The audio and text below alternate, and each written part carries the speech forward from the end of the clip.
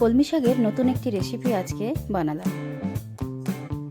সচরাচর বাচ্চারা কলমি শাক খেতে চায় না, কিন্তু কলমি শাক দিয়ে এই রেসিপিটি রান্না করলে বিকেলের নাস্তাতে বা গরম ভাতের সঙ্গে খুব সুন্দর যায়। প্রথমে কলমি শাকটিকে ধুয়ে জল ঝরিয়ে রাখতে দেব। তারপর একটা বাটিতে মসুর ডাল খুব ভালোভাবে ধুয়ে কিছুক্ষণ ভিজিয়ে রাখবো।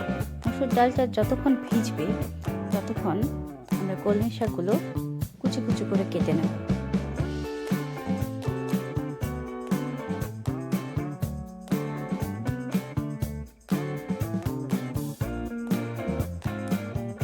কলমি শাক বেশ মিহি করে কেটে নিতে হবে, যতটা পারা যায় ততটা কুচিয়ে নিতে হবে। ভিডিওতে আমি যেভাবে দেখাচ্ছি সেইভাবে আমরা কুচিয়ে নিতে পারি। আমি ছুরি দিয়ে কাটছি, আপনাদের যদি ছুরিতে অসুবিধা হয় আপনারা বটিনেও কেটে নিতে পারেন।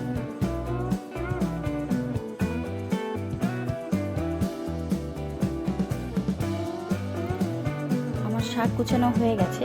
খেয়াল রাখবো যেন শাকের গায়ে একটু জল না থাকে, সম্পূর্ণ শুকনো করে কেটে নিতে হবে। এরপর আমি দুটি পেঁয়াজ কেটে নেব, পেঁয়াজও আমি কুচিয়ে নেব এবং লঙ্কা দেব। লঙ্কাটা যতটা পরিমাণে আমরা ঝাল খেতে পারি ততটাই আমরা দেব।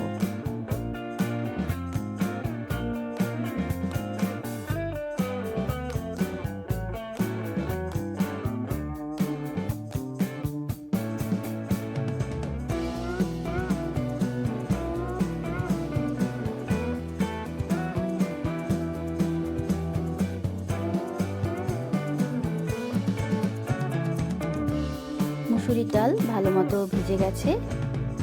এবার মিক্সিতে জল ঝরিয়ে নিয়ে পেস্ট করে নেব।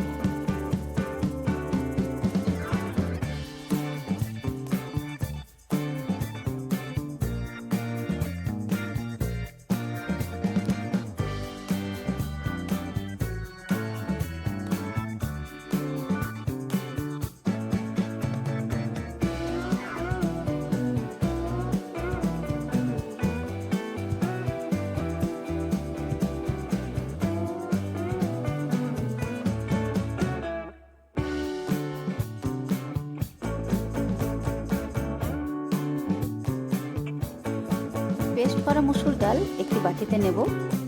তার মধ্যে দিয়ে দেব নুন, হলুদ এবং কুচিয়ে রাখা পেঁয়াজ এবং লঙ্কা।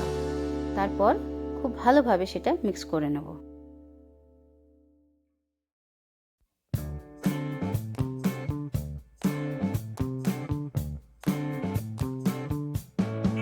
এবার দিয়ে দেব কুচিয়ে রাখা শাক।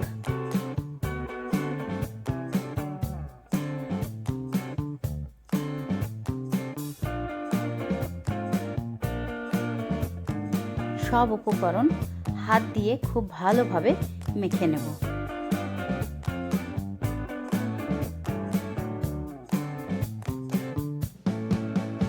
পকোড়াগুলো যাতে খাস্তা হয় সেজন্য আমি দিয়ে দিলাম 2 চামচ চাল গুঁড়ি এবং অল্প স্বাদ বাড়ানোর জন্য দিয়ে দিলাম 1 চামচ আদা রসুন পেস্ট। আদা রসুন পেস্ট সম্পূর্ণ অপশনাল, আপনারা চাইলে দিতেও পারেন আবার নাও দিতে পারেন।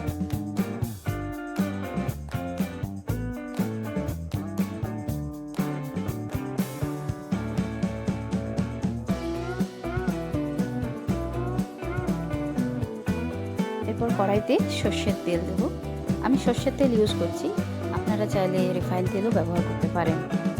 তেল গরম হয়ে গেলে আমরা একে একে বড়াগুলো তেলের মধ্যে ছেড়ে দেব।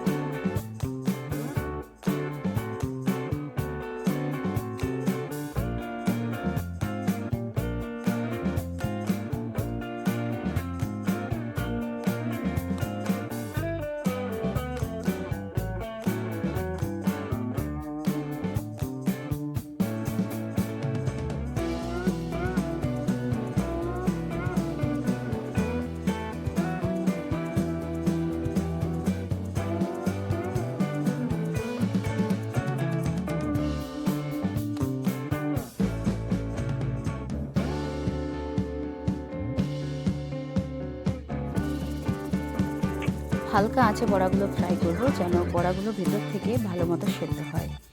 বড়াগুলো বেশ লাল লাল করে ভেজে আমরা তুলে নেব।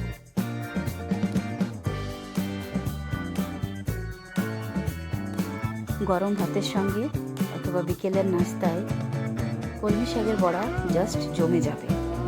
আপনারাও বানিয়ে দেখতে পারেন। ধন্যবাদ।